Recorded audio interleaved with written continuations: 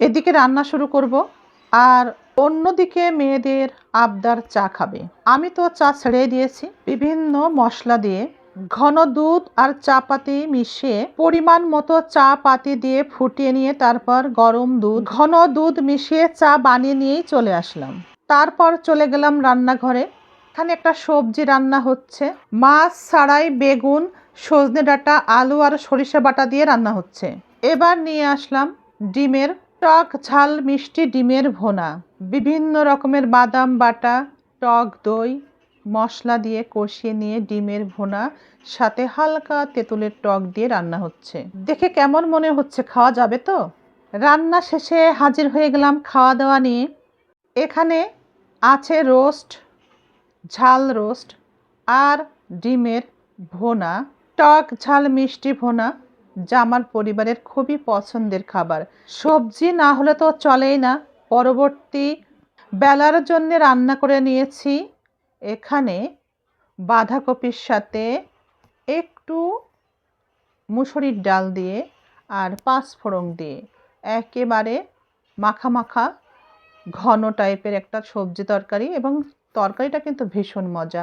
রুটি পরোটা যা দিয়ে খাবেন দারুণ মজা। কিন্তু এই সবজিটা কয়েকটা টমেটোও দিয়েছি, তবে ধনেপাতা ছাড়া।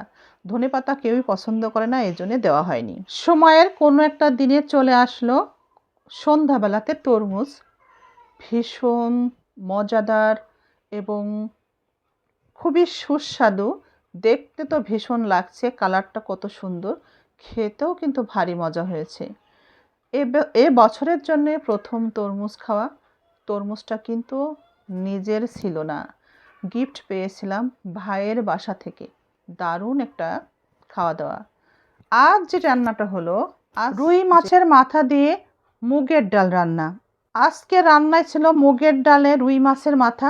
তো এখানে মাথাগুলো ভালো করে ভেজে নিয়ে তারপর মশলা কষিয়ে নিয়েছি এবং সুন্দর করে জাল দিয়ে নিয়েছি মাথা।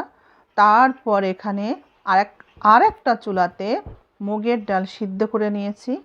এবার মোটামুটি সিদ্ধ হয়ে আসার পর মাছের মাথাগুলো মশলা সহ সবটাই ডালের মধ্যে ঢেলে দিয়েছি। খুব সহজে ঝটপট রান্না করে নিয়েছি।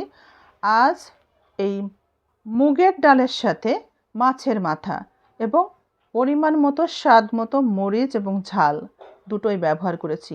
চিনি ছাড়া তরকারি, চিনি একদমই আমি ব্যবহার করি না। কিছু কিছু রান্নাতে চিনি ব্যবহার না করলেই নয়, সেক্ষেত্রেও আমি চিনি ব্যবহার না করার চেষ্টা করি।